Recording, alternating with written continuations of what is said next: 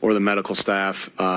So we'll see. How do you explain that first half after what happened last week and with something still on the line? Yeah, obviously it wasn't good enough. Wasn't good.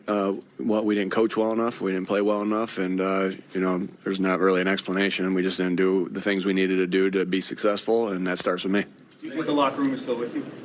Yeah, I know. I felt in that locker room that we got a lot of belief in that locker room, and we know everybody. There's a lot of teams that would want to be in our position of making the playoffs. We're in the playoffs, and we're moving on into to Tampa Bay, and everybody's got to give everything they got this week. Myself, the coach, starting with the coaches, putting a plan together, and then everybody in that locker room. We need all players, all coaches, all staff, all hands on deck, leaving everything they got in this locker room because everybody's 0-0 going into this week. With things have gone, do you think players still should have faith in you? Yeah, I mean, you can ask them that as far as we're obviously we've lost 5 of our last 6. That doesn't discredit the rest of the season. You can ask them that question. What was your messaging? Is this a game where you say flush it, or is this a game you say? Yeah, we'll look at it just like every game. There's not every game you use as a tool to help yourself get better, and so we'll look at this game. We'll make the corrections from this game. Obviously we're all going to be pissed off after this game, but yes, you have to flush it. Yes, you have to move on. You have to flush this last month. Like I said, a lot of teams want to be in our position. Everybody's 0-0 to start this thing off.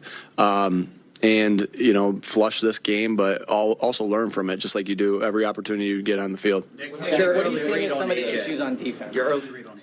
Yeah, again, haven't talked to the trainers. I know AJ was the first one to greet everybody in the locker room when we walked in. Obviously, I feel terrible. Anytime any of our players get hurt, I feel terrible. That always, it's a tough thing to have to go through an injury and to play through injury. I'm hoping that he's okay, but we'll see as the week goes. Nick, what are you seeing as some of the issues on the defensive side of the ball? Yeah, obviously today was a little bit different as far as gave up some passing yards today. I thought, and so we'll have to obviously watch that tape. But he got out of the pocket a couple times. Made it. There was some guys open on some different things, and so the issues today were a little bit different than the issues last week. Obviously we got to get it corrected fast, and go out there and play a game. Like I said, we're going to move on. We're going to watch this game, get better from this game, and move on to Tampa Bay. You pulled Jalen and you pulled Lane and Jason before the first half was over. Obviously, the game wasn't going your way, but you still had a full half to go. What went that decision? Yeah, when we went down 24-0, I thought, that it wasn't obviously going the way we wanted it to go, and wanted to get a chance to rest some guys.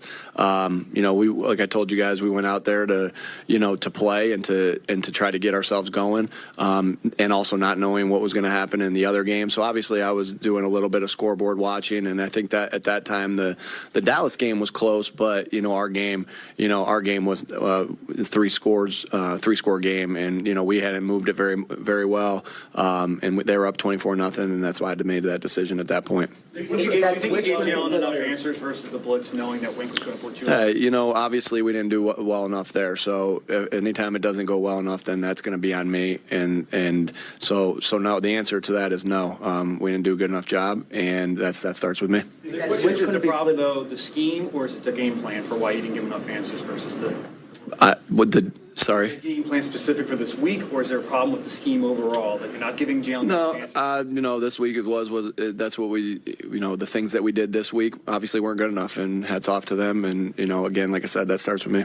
That's which could be confidence level. I'll get you a second. Inside the locker room, with the season kind of going sideways here.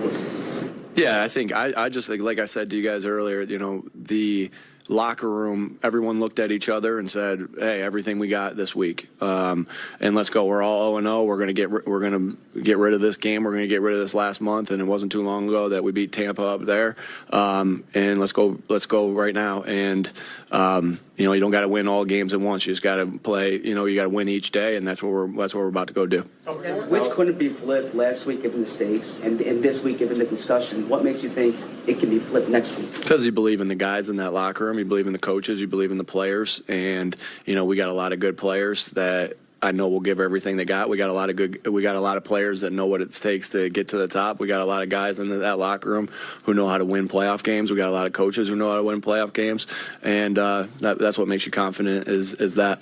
So how does that belief stay there from your perspective? Because you've won a lot, you've been through those stretches. What do you see now, losing 5 or 6, that keeps that belief for you? Yeah, I mean, none of us are quitters. We all get up off the mat when we're down, and we get up and we keep going. Like, I don't like when you get hit in life, when you get hit in football, you got 2 options. You can stay down, or you can get the F up. And I know this group is fighters. I know this group will get up.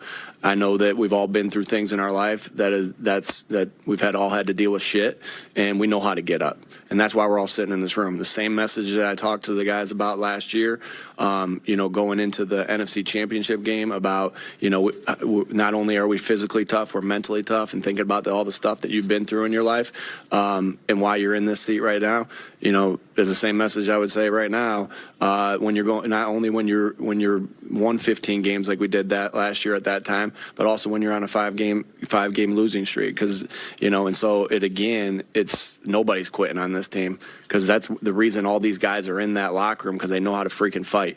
The coaches know how to freaking fight. The players know how to freaking fight. The staff know how to freaking fight. And so we'll just get up and we'll fight again, and we'll see what happens next week when we put everything we got into it. And we've been putting everything we got into it, but we're going to put everything we got up into it this week, and we'll see what happens. Going into it without Devontae, how much did the game plan change offensively, and possibly without AJ potentially? Yeah, I'm not thinking about. We're obviously going to move on to Tampa. I don't know what the status is on those guys yet. We'll think about that after I talk to the trainers. But things change obviously when 2 big playmakers